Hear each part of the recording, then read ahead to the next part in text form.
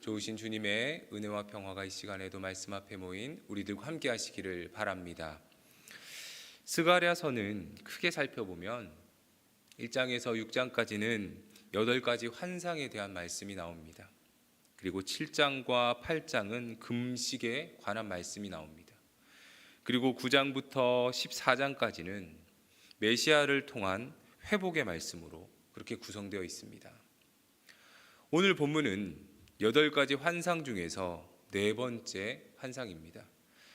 앞에서 나오는 3가지 환상, 화석류 나무 사이에 말을 탄 자, 그리고 1장에 네 뿔과 네 대장장이, 그리고 2장에 측량줄을 잡은 사람, 이 3가지 환상은 주로 예루살렘을 위로하고 하나님의 백성에게 하나님께서 행하실 것들을 보여주는 것이었습니다. 그리고 오늘 나오는 4번째 환상과 또 4장에서 나오는 5번째 환상은 새로운 시대에 다가올 영적인 그리고 정치적인 지도자에 초점을 맞추고 있습니다. 본문은 대제사장 여호수아에 대한 말씀이라면 4장은 정치 지도자 스룹바벨에 대한 말씀입니다. 이들을 통해서 예루살렘 회복과 새로운 백성으로 살아갈 기회에 대해서 하나님은 말씀하십니다. 오늘 본문을 보면서 말씀을 나누겠습니다. 앞에서 언급했지만 오늘 본문은 스가랴가 본 4번째 환상입니다. 먼저 1절을 보시면 대제사장 여호수아는 여호와의 천사 앞에 섰고 사탄은 그의 오른쪽에 서서 그를 대적하는 것을 여호와께서 내게 보이시니라. 1절은 마치 욥기에서 나오는 천상회의를 연상하게 합니다. 하나님은 그 재판의 재판장으로 보좌에 앉아 계시고 사탄은 그의 오른쪽에 서서 여호수아를 대적합니다. 사탄은 고발자, 대적자라는 의미입니다. 요한계시록 12장에서는 사탄을 하나님 앞에서 밤낮 참소하는 자라고 기록합니다. 사탄은 인간을 정죄하고 참소합니다.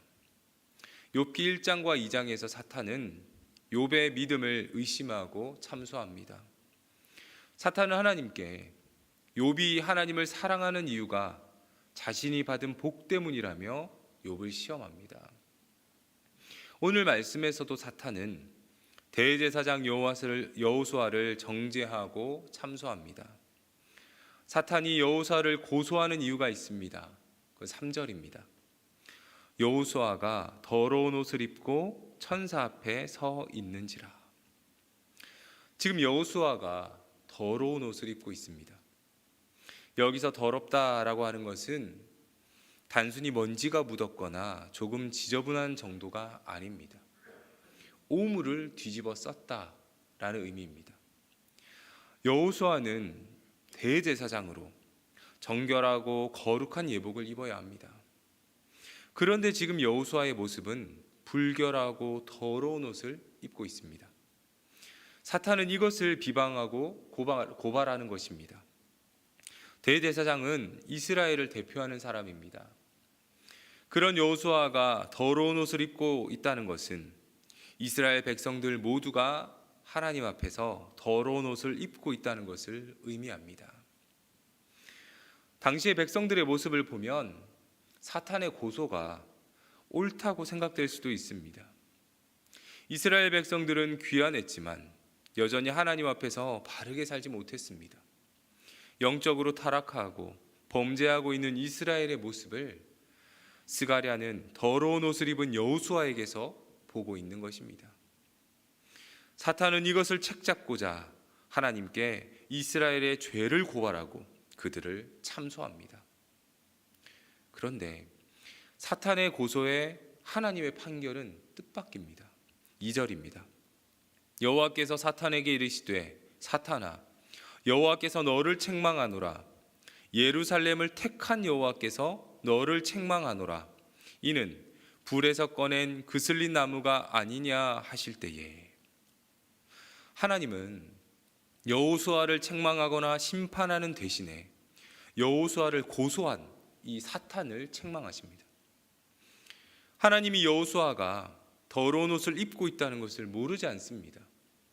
그가 얼마나 부정하고 더럽고 냄새나는지 하나님은 아십니다. 사탄의 고소 또한 잘못된 것이 아닙니다. 여호수아가 상징하는 이스라엘은 타락했고 범죄했으며 따라서 부정합니다. 하나님은 이것 또한 아십니다. 그런데 하나님은 사탄을 책망하십니다. 하나님은 왜 더러운 옷을 입은 여호수아를 책망하지 않고 그를 고소하는 사탄을 책망하실까요? 왜냐하면 하나님이 예루살렘을 선택하셨기 때문입니다. 예루살렘을 택한 여호와께서 사탄 너를 책망하노라 하나님 말씀하십니다. 사탄이 책망받는 것은 여호수아에게 아무런 문제가 없다는 말이 아닙니다. 여호수아가 의롭다는 말도 아닙니다. 그는 오물을 뒤집어 쓴 만큼 더럽고 부정합니다. 그런데 하나님은 그런 허물에도 불구하고 예루살렘을 선택하신 것입니다. 성도 여러분, 이것은 오늘 우리도 마찬가지입니다.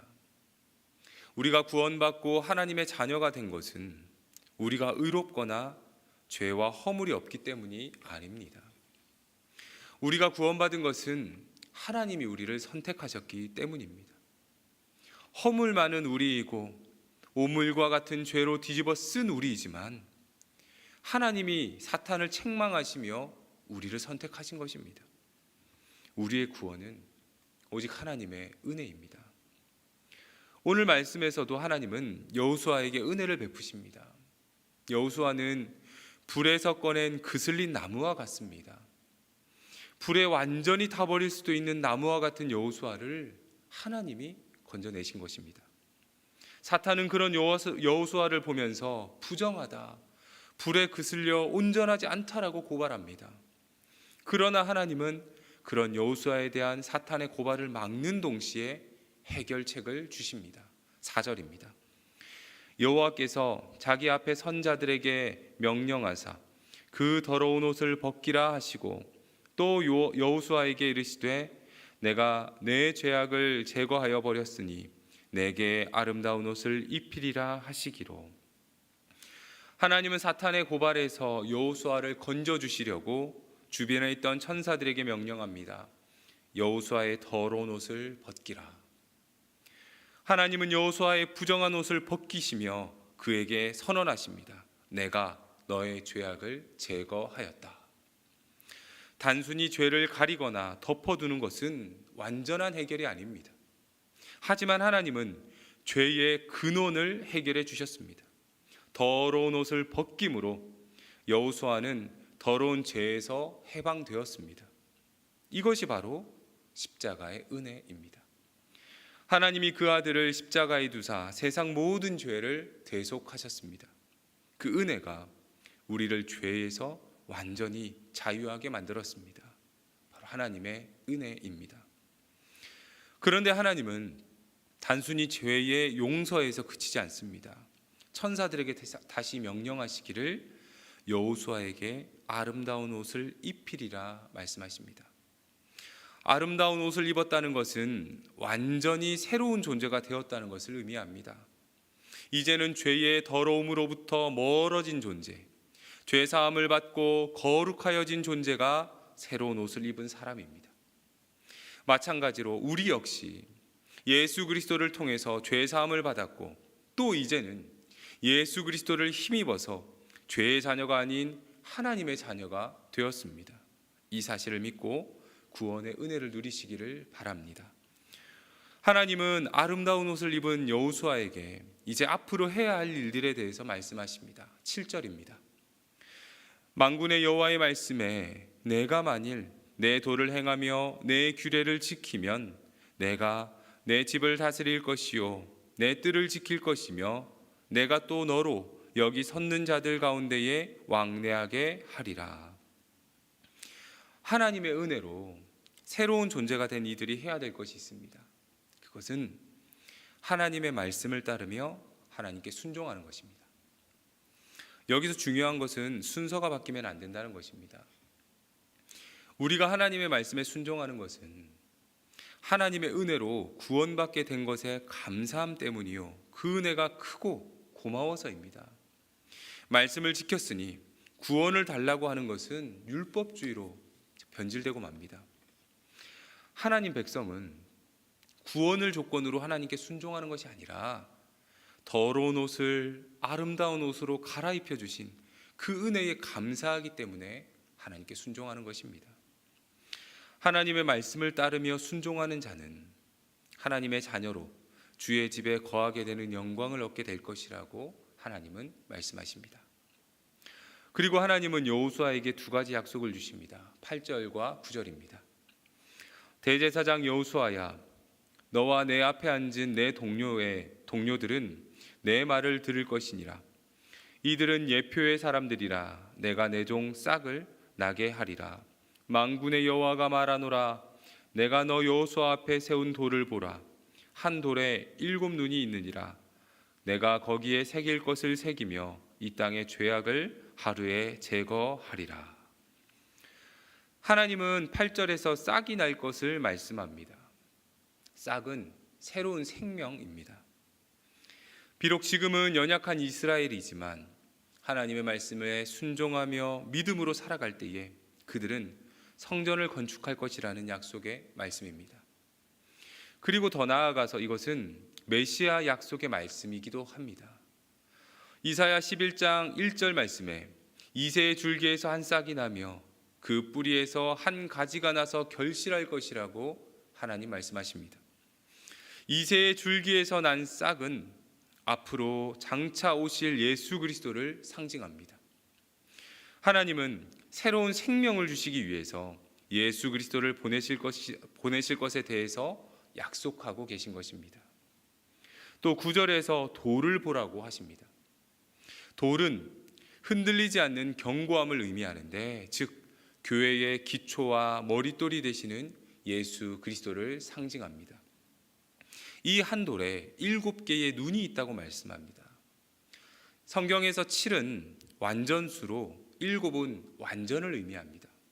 즉 7개의 눈은 예수 그리스도의 충만하심, 예수 그리스도의 완전하심을 말씀하는 것입니다. 그리고 하나님은 이 돌을 통해서 이 땅의 죄악을 하루에 제거할 것이라고도 말씀하십니다. 이것은 예수 그리스도를 통해 완전한 속죄를 이루실 것에 대한 하나님의 약속이십니다. 하나님의 은혜를 입은 백성들은 예수 그리스도를 통해서 구원함을 받아 10절에서 포도나무와 무화과나무 아래에서 서로를 초대하며 평화를 누릴 것이라는 약속을 하십니다. 성도 여러분, 하나님은 스가랴를 통해서 이스라엘과 온 세상을 향한 구원 계획을 말씀하십니다. 하나님의 아들이신 예수 그리스도를 이 땅에 보내셔 우리에게 새 생명이 되게 하시고 완전한 속죄를 통해서 우리의 죄악을 하루에 제거할 것이라고 하나님 약속하십니다. 우리는 비록 연약하고 여전히 죄의 더러움 속에 살고 있지만 십자가 구속의 은혜를 통해서 우리는 더 이상 사탄의 정죄함을 받지 않습니다. 하나님은 우리를 선택하셨고 우리의 더러운 옷을 벗기어 아름다운 옷으로 갈아입혀 주셨습니다. 오늘도 이 복음의 은혜 안에서 구원의 기쁨을 누리며 살아가시는 저와 여러분들이 되시기를 주님의 이름으로 축복합니다.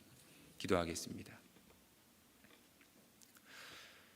우리를 구원하여 주신 은혜의 하나님 아버지, 더러운 옷을 입고 있었던 여호수아와 같은 우리에게 아름다운 옷을 입혀주시고 우리의 죄를 들추는 사탄의 고소를 막아주시며 오히려 우리를 선택하였다며 사탄을 물리쳐 주시니 감사합니다.